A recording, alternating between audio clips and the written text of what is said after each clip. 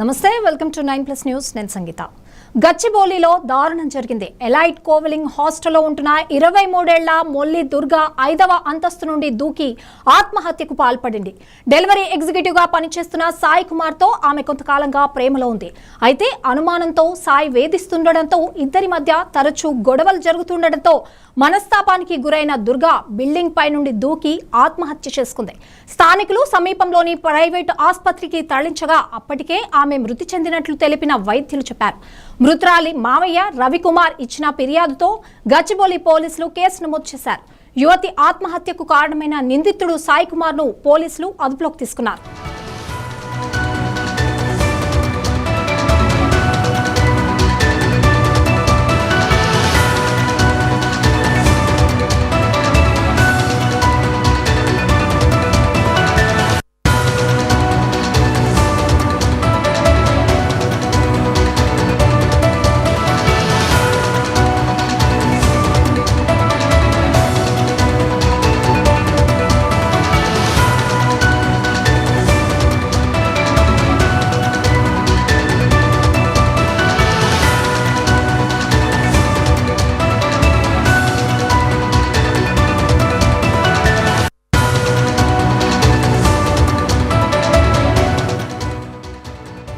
గచ్చిబౌలిలో దారుణం జరిగింది ఎలైట్ కోవలింగ్ హాస్టల్లో ఉంటున్న 23 ఏళ్ల మొల్లి దుర్గా 5వ అంతస్తు నుండి దూకి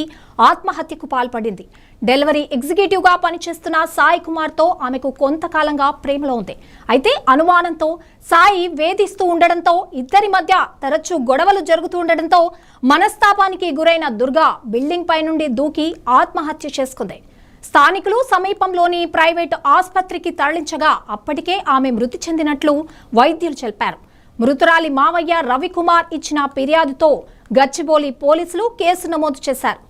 యువతి ఆత్మహత్యకు కారణమైన నిందితుడు సాయి కుమార్ ను పోలీసులు అదుపులోకి తీసుకున్నారు ఈ ఘటనకు సంబంధించి మరింత సమాచారం మా ప్రతినిధి సయ్యద్ అందిస్తాడు సయ్యద్ ఈ ఆత్మహత్య ఇప్పుడు ఈ యువతి ఆత్మహత్యకు గల కారణాలు ఇంకేమైనా ఉన్నాయా పోలీసులు ఏం చెప్తున్నారు అసలు దర్యాప్తులో నానక్రామ్గూడలో ఇక్కడ ఇలైట్ అనే కోలివింగ్ హాస్టల్లో ఒక అమ్మాయి 2 రోజుల క్రితము సూసైడ్ అయితే చేసుకుంది ప్రియుడి యొక్క వేధింపులు తాళలేగానే ఈ సూసైడ్ చేసుకున్నట్టు తెలుస్తుంది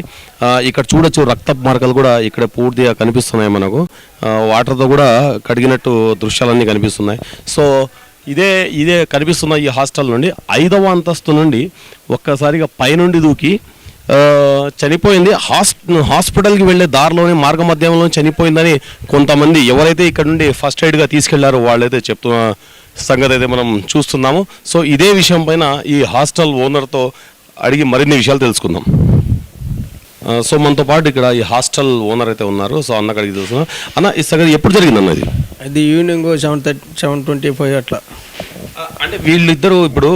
న్యూస్ అయితే బయట ప్రేమ వేధింపులని ఆ విధంగా ఏం లేదు బాగానే ఉన్నారు మరి ఎట్లయింది అయింది బాగానే ఉన్నారు వాళ్ళు మార్నింగ్ పోయేటప్పుడు బాగా వాళ్ళకి ఇచ్చారు బాగా ఎట్లా ఉంది అంటే నీ కాళ్ళు అన్నారు అదే నొప్పి కొద్దిగా ఉంది హాస్పిటల్ పోవాలని మా మిస్సెస్ మేము ఈవినింగ్ మేము వెళ్ళి అక్కడికి వెళ్ళాక వచ్చేప్పటికి మాకు ఫోన్ వచ్చింది ఇట్లా అమ్మాయి పడిందని